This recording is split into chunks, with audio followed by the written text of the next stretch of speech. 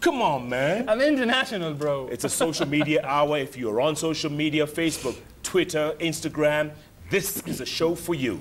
Got Mark Kaigwa, who runs a company called Nendo. Look it up if you want strategy, if you want storytelling, if you want the history of social media. Because this man, walking, talking encyclopedia. And the man in the middle, half my age, more followers than me. 583,000 as opposed to my what? I don't know. 77? I forgot. I'm coming. I have a suggestion for you. Between you and I, the first one to 1 million followers, the first one to 1 million, whether it's you or me, Sure. we make a bet, and what you do, whoever gets there first, asks their followers for 10 shillings each. 10 shillings. So if you have 1 million followers, you get 10 million shillings. The next person has 900 and change, get 9 million shillings. Okay. That money towards a charity. It's a game. Are you on? I'm on. I'm gonna do a good one. I'm the witness. I'm gonna do another one. I'll hold you guys to it. Let's do Instagram. Instagram. It's the fastest rising social media platform in Kenya. It's rising really fast. Apart from social media marketing and being this influencer, I have a company, Crescent 360, that we do social media listening, strategy, consultancy, and most importantly, training. We do a lot of training for companies and whatnot. Okay, so, how different is Instagram? Instagram is different because unlike Twitter, it's not limited to 140 characters. You can write a whole long story on it. And it's good, it's just simple, just like or comment. It's as simple as that. So you like and you comment. You know, pictures speak 1,000 words. So that is why the popularity. And it's really popular among the young guys. And I'm fortunate enough to be among the most followed, if not actually, I think Eric Omondio Huda is the most followed in Kenya, if I'm not wrong. No, Lupita with 2 million on Instagram. Lupita. Who's in town? Who's in town. She's trending. So we were talking about Instagram. Yes. 100,000 followers. First one to hit. I think we'll do 10 shillings as well. How many do you have right now? I have around 56. How many do you have? 7, like 2,000? Less than? Okay, let's go to 500,000 then. Let me give you time to catch up. Mark. In the beginning, Kenyans didn't have their own trending platform or whatever you call it, right?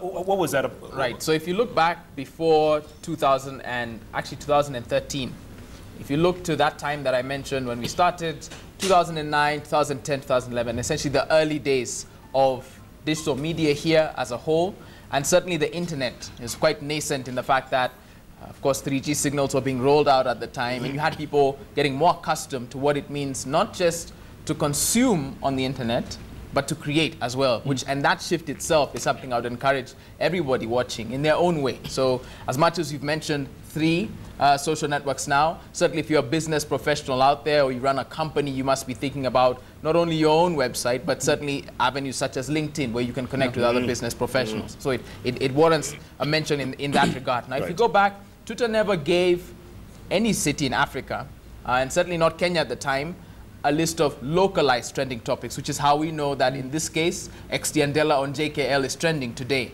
So what happened at the time is that Kenyans genuinely would have to aim to become a worldwide trending topic to even appear and actually know, to have that actual belief that all of these tweets, all of these times we're mobilizing together. So someone tells CNN, in the case where Kenyans got CNN to apologize for misreporting a story, was a global trending topic where even Americans were like, what has CNN done? With how many numbers? Are we talking 10,000? Are we talking? We're talking anything from 5,000 to 20, 30,000 tweets, right? And beyond. Yes. And in this case, what happened in 2010 in particular was that one up-and-coming electro-funk band by the name of Just a Band put out, as they often did at the time, a creative and very thought-provoking music video. And it starred at that time what was has now since become a cult classic icon in Kenyan digital culture, according to what we've seen, and Africa's first viral sensation. This is for a music video and a song called Hahe by Just a Band, and the character is Mark Mende. And you might recognize this character. It's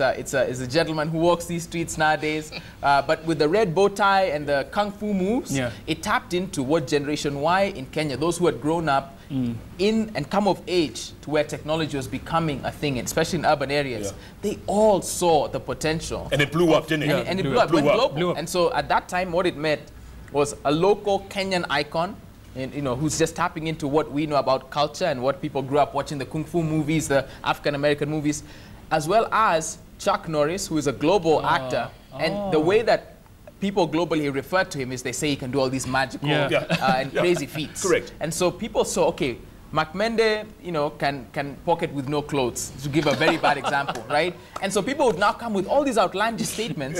So whether you were in Thailand or the US or Europe or South Africa, people got what Makmende was. They found their favorite lines from Chuck Norris and other places and got very creative. And we had something that went from, it was actually on the front cover of the Wall Street Journal online at the time. Wow. And this is just a band who just, again, made a creative music video, put it out, but it proved to Kenyans something. If we get around an idea, we can actually make the whole world take notice, and the CNNs have come to bear this, and certainly so many other brands, and we've come to become known across Africa as a very ambitious, very creative, and very active crowd. And the challenge to everybody watching is take part, have your seat, and watch internet history unfold. Can you be a spectator? Can you be on Twitter and you're watching everyone else, you're watching the trends, you're watching the conversation. Can you just be a spectator in the stadium? I would challenge anybody watching like this and say this, and I'm sure he's actually one such example where he's taken it and applied it how Xtian Dela wants to. Now everybody out there will choose, because in this day and age now, anywhere you send your CV to nowadays, right? People are going to receive that, but they also are going to look for what you could call your Google CV. They'll see, what does the internet have to say about you?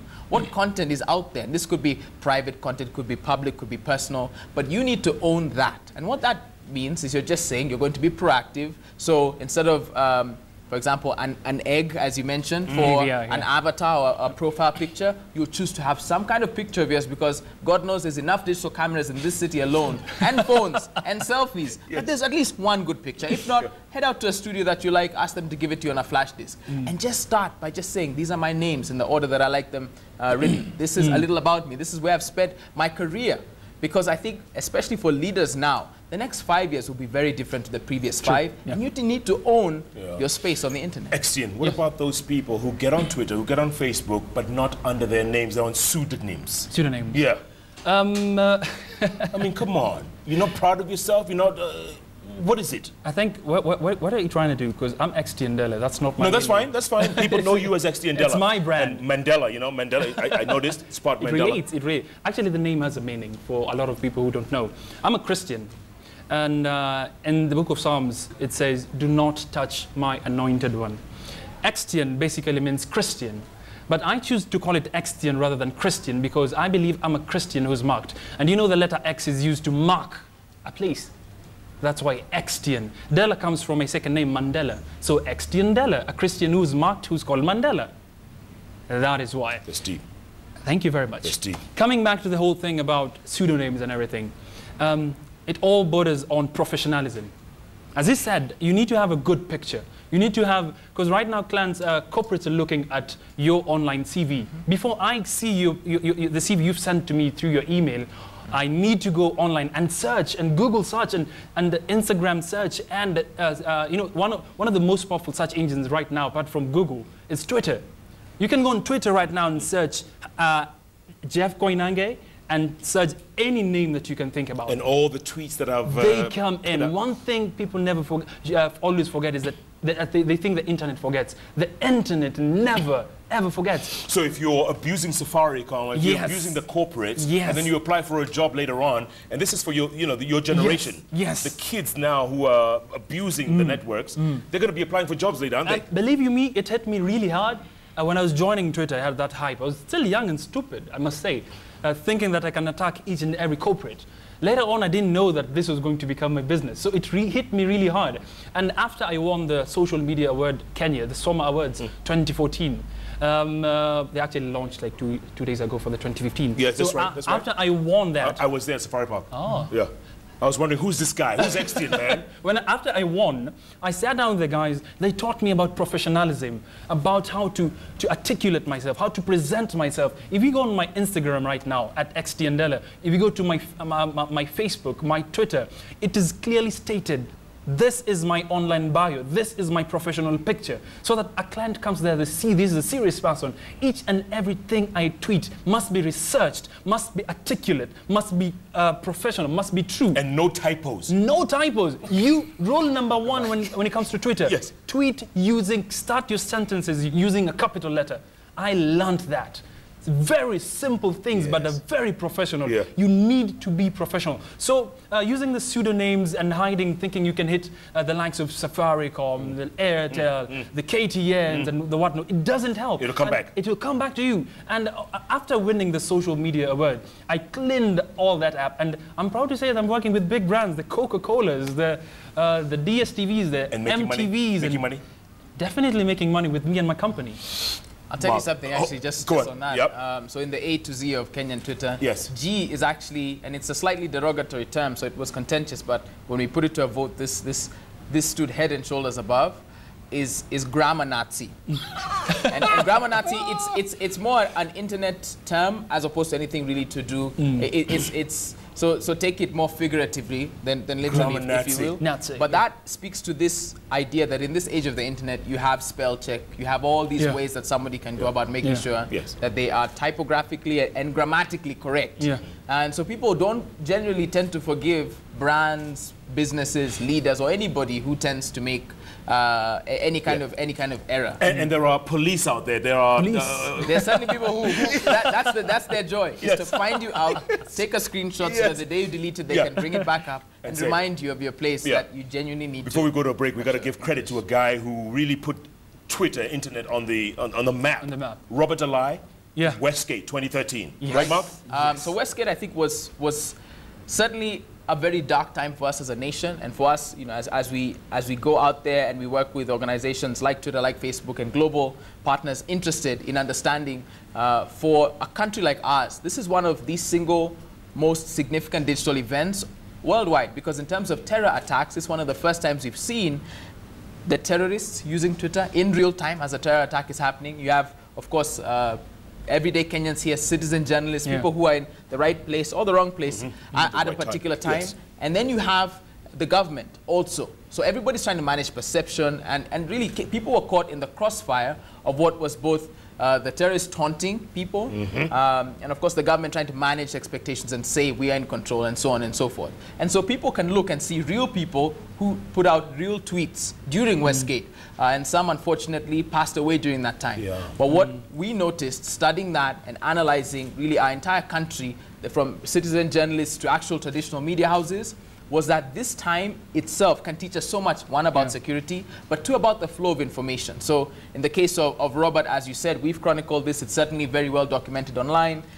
One of the things that happened was that he became a key kind of middle person or neutral source of information, such that even there's people that after it had taken place and we had pretty much assumed it had ended, there were people who did not believe it had ended, at least in this case, until he had said so. Until a lie said it's over. Right. So you have people on both sides, and that again, it's been documented even in newspapers across the world. So this is not Mark saying, it's very well documented. But what it teaches us is that we're in an age now that if anything happens, you have your point of view, you have certainly whoever's on the opposite side, but the people in the middle make the difference. Incredible. Incredible. Wow. And it's happening in our time, and in real time. So I want to take a break, come back, talk about, so can Twitter, can Facebook, can social media influence the next election? Definitely. Are you the Raila of the internet? I don't do politics. I have a clean brand. But you're following, man. I'm Kenyan, definitely. Can you translate that into votes? I can't comment on anything politics. I'm not political. I deal with brands that are non-partisan. Okay. So I can't. And also, let's talk about making money. People want to, can you make money from what you all do? Can you make money? It is a living. At Xtian Dela, at M. Kaigwa, at Koinange Jeff. The hashtag is Xtian Dela on JKL. I'm going to read your tweets, I promise, after this break. So much to talk about. I tell you, time flies when you're having fun. And this generation, you guys Generation Y, is that what you guys are? So what are we? You might be a baby boomer. It depends. Hey, I have to know how old you are. What is K in the alphabet? What is K? K is actually for Kenya Power. because think about it, you can't tweet without them. I'll leave it there. Hey, what's Y? Y is Julius Yego. Taught himself how to throw the javelin on YouTube. Yes. So a man who's used technology, and certainly we credit him with that. I love it. I love it. You got to put it out there. You got to let people know how they can get on this alphabet thing. Keep tweeting. JKL takes another break. We'll be back in a moment.